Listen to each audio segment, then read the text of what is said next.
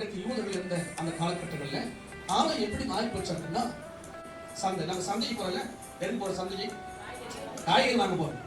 ஒரு இடத்துக்கு போனா கீரை கூடுறாங்க, ஒரு இடத்துக்கு போனா தக்காளி குடுக்குறாங்க, ஒரு இடத்துக்கு போனா தர்பூசா, இப்படி குழு கொண்டு ஒவ்வொருத்தர் குழு கொண்டு இந்த மாதிரி வந்துட்டு வியாபாரம் பண்ணி கொண்டிருந்தாங்க. ஆலயத்துல இப்படி ஒரு வியாபார ஸ்தலமாய் மாறி போச்சு. நம்ம சொல்லுங்க, வியாபார ஸ்தலமாய் மாறி போச்சு. ஆட்டுக்குட்டி கொண்டு வந்து இப்ப இந்த ஆட்டுக்குட்டி 10,000 ரூபாய் அப்படின்னு வைக்கும். உடனே சுத்தி பார்த்துட்டு ஆலயத்துல கொடுக்கப்பட்டதானா எது? ஒரு ஆட்டுக்குட்டி. அதனால எங்க நான் வாங்க போறேன் அப்படின்னு சொல்லி 11,000 அப்படின்னு வாங்க, 12,000 அப்படின்னு வாங்க. இப்படி ஒவ்வொருத்தரும் ஆட்டுக்குட்டியும் புறா குஞ்சியும் ஒவ்வொருத்தரும் பார்த்து வியாபாரம் பண்ணி கொண்டு இருக்கிறாங்க. என்ன பண்றாங்க?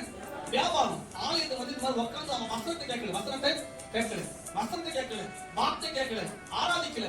இந்த அந்த ஜபவீடு எப்படி மாறி போச்சு அப்படின்னா, ஒரு சந்தை கேட்டா மாறி போச்சு, ஒரு சந்தை வேலையாய் மாறி போச்சு. ஆடு மாடு வியாபாரம் பண்றது கூட இங்க எல்லா புறாக்களையும் ஆடுகளையும் மாடுகளையும் விசேஷமா வியாபாரம் பண்ணி குவிந்து கொண்டிருக்கிறத குறித்து நம்ம பார்க்கலாம்.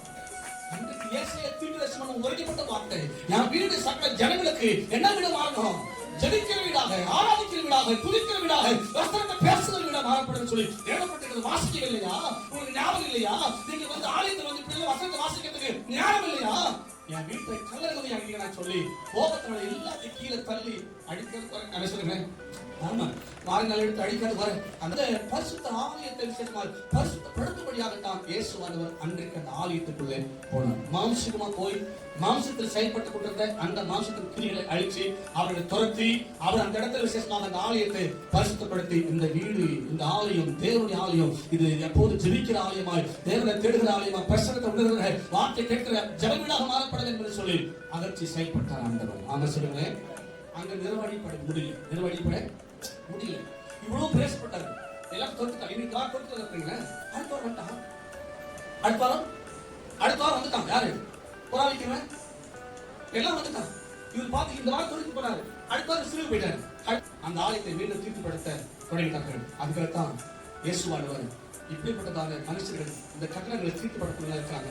ஆனா கட்டடத்துல தேவன் வாசம் பண்ண விரும்பல, கட்டடத்துல வாசம் பண்ண விரும்பல. இரண்டாவதாக அவர் என்ன செய்தார்? சிலுவைக்கு போய் விசேஷமாக சுய ரத்தத்தினால் சம்பாதிக்கப்பட்ட சபைன்னு சொல்லி நம்ம சரீரத்தை கட்ட வீட்டுக் கொண்டார். நீங்களே தேவனுடைய ஆலயம் என்று சொல்லி, உங்க சரீரம் தேவனுடைய ஆலயம். அந்த ஆலயத்தை எவ்வளவு சுத்தப்படுத்தி பார்த்தாரு, ஆனா அவங்க திறக்கிறது கூட தெரியல. ஆனா அதெல்லாம் விட்டுட்டு இப்ப எங்க வந்து கல்வாரி சீர்படுத்த ஆண்டவர் வந்து தன்னுடைய சொந்த ரத்தத்தை கொடுத்து அந்த ரத்தத்தினால் விசேஷமாக சம்பாதிக்கப்பட்ட சபைதான் இந்த சரீரம். நம்ம சொல்லுங்க, அப்ப இந்த சரீரத்தை நீங்க நான் என்ன செய்யக்கூடாது சொன்னா தீர்த்துப்படுத்தக்கூடாது. சொல்லுங்க, தீர்த்துப்படுத்தக்கூடாது.